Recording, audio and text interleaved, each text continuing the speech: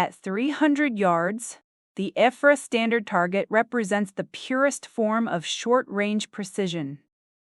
The bullseye, sometimes called the V-bull or X-ring, is remarkably small, barely an inch across in many national variants, demanding the tightest grouping the shooter and rifle can produce. Just beyond it lies the 10-ring, which might measure around 2 inches. Concentric scoring rings expand outward in gentle, even steps until the entire aiming black covers about a foot. At this distance, the slightest slip in trigger control or a wandering puff of wind can rob a shooter of that perfect score.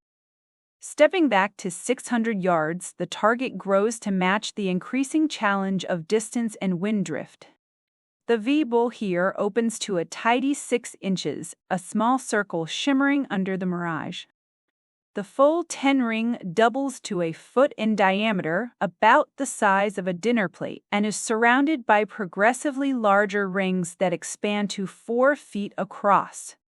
At this mid-range mark, shooters begin to dance seriously with the wind.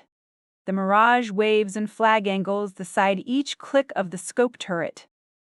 For F-class competitors lying behind a joystick rest, a single shot's gentle nudge left or right means everything.